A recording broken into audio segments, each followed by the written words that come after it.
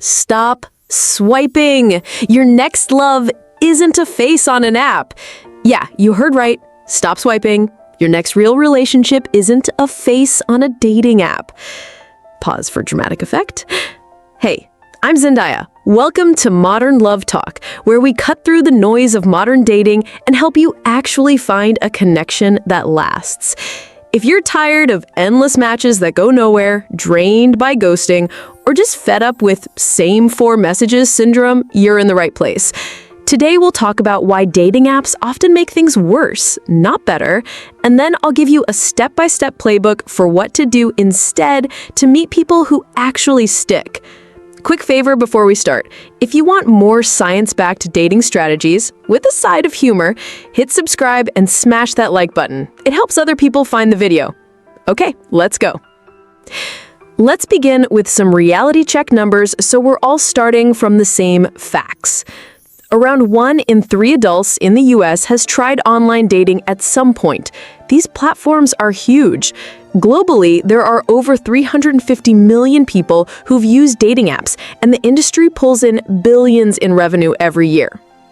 Despite usage, online dating is a mixed bag for long-term relationships. A large, authoritative poll shows millions have tried apps, but meeting a long-term partner through apps is far from guaranteed, and satisfaction levels vary. What that means in plain English, dating apps are central to modern dating, but scale doesn't equal success. The problem isn't that they exist, it's how they change how we behave, feel, and choose. If this resonates, drop one word in the comments. Swipe if you're tired, or story if you want me to break down your profile in a future video. Meet Sam. Sam keeps swiping just one more. He's never really choosing. He's sampling. He ends up single and exhausted. There's a well-documented effect called the paradox of choice. More options can make decisions harder, reduce satisfaction, and increase regret.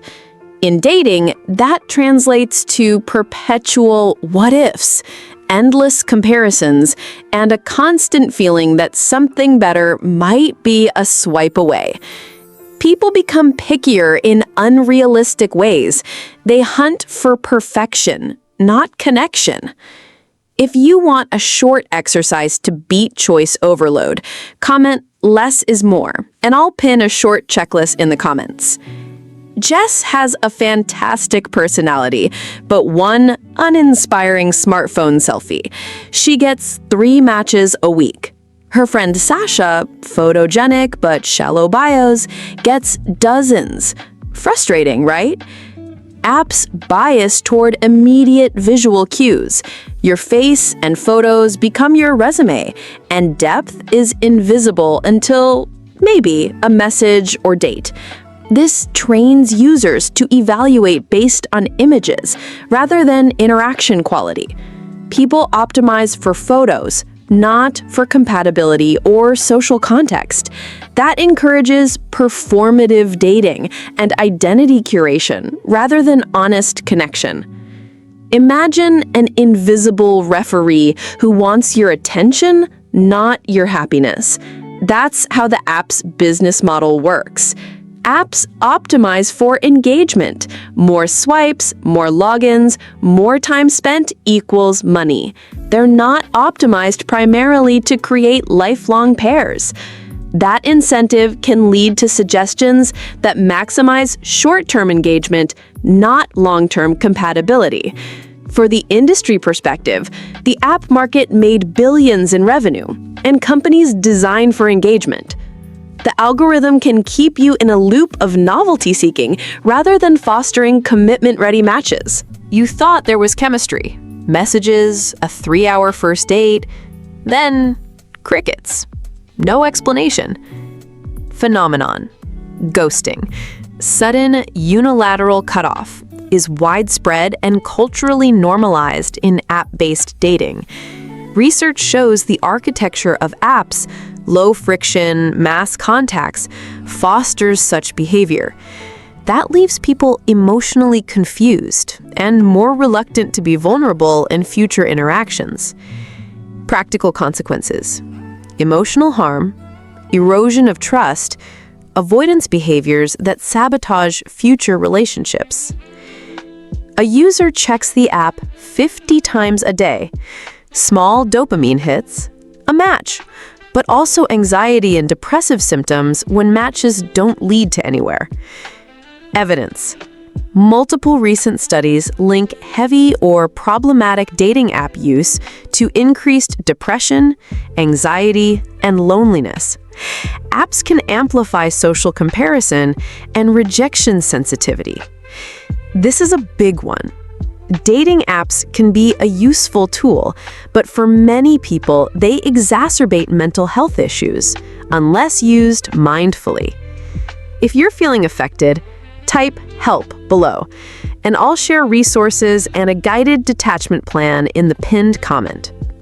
Important: I'm not here to demonize every swipe. Dating apps have benefits. Convenience: you can meet people outside your immediate social circles. Access to niches: niche apps help people with shared values or interests connect.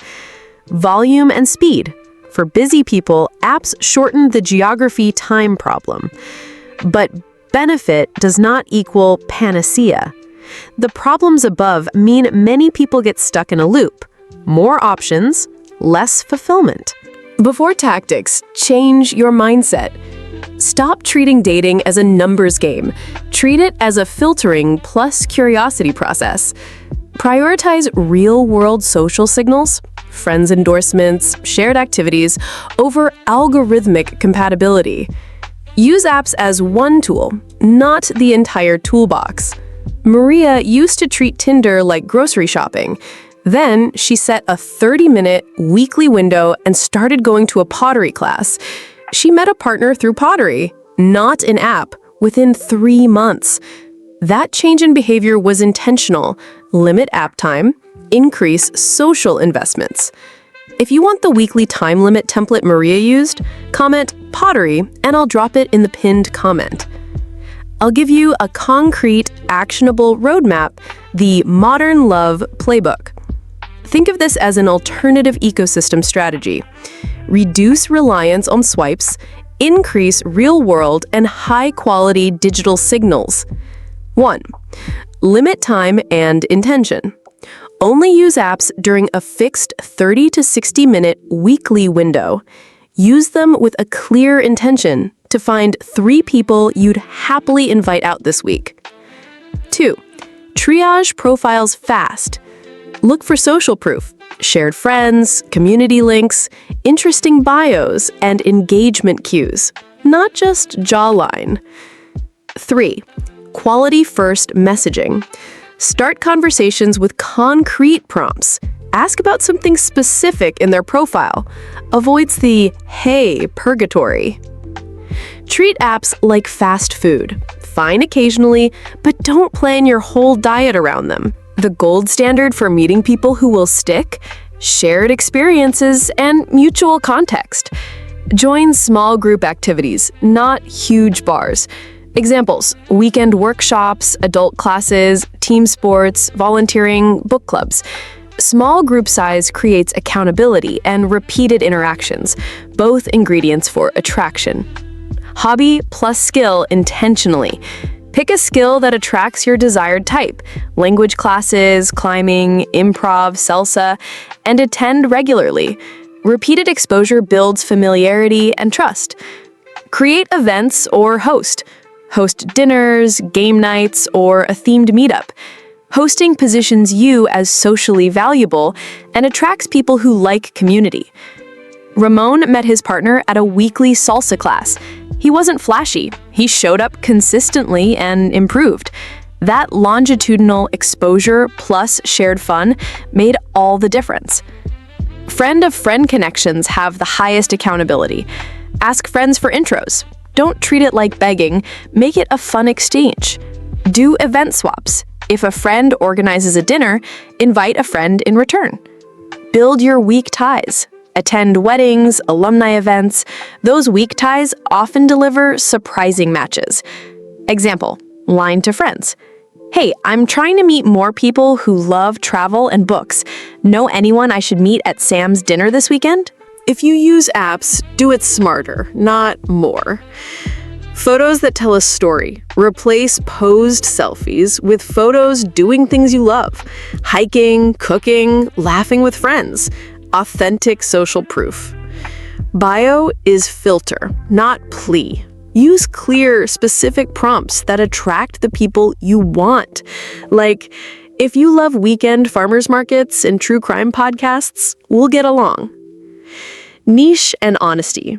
Try niche apps for specific goals. Long-term relationship, religious community, activity-based apps. Use honesty as a signal. Describe what you want.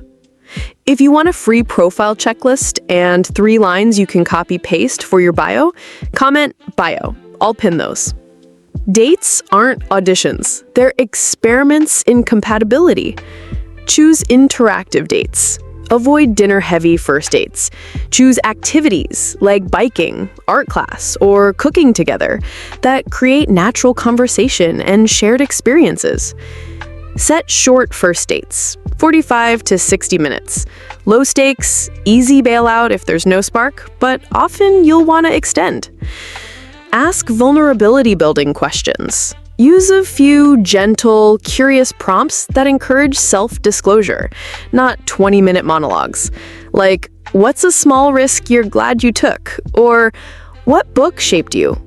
These build connection faster than surface chat. On a cooking class date, a couple laughed their way through a botched sauce and learned to work well together, an instant chemistry booster. Dating is a messy human process. Apps are tools, sometimes useful, sometimes harmful. The real power is in how you use them and what else you do. Final checklist.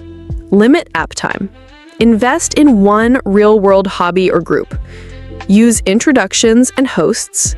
Practice vulnerability with small, safe disclosures. Reflect and iterate. If you found this useful, subscribe and leave a comment with your biggest dating frustration. I'm planning a follow-up episode where I review 5 viewers' profiles, anonymized, and give improvement plans. Write profile review if you want in.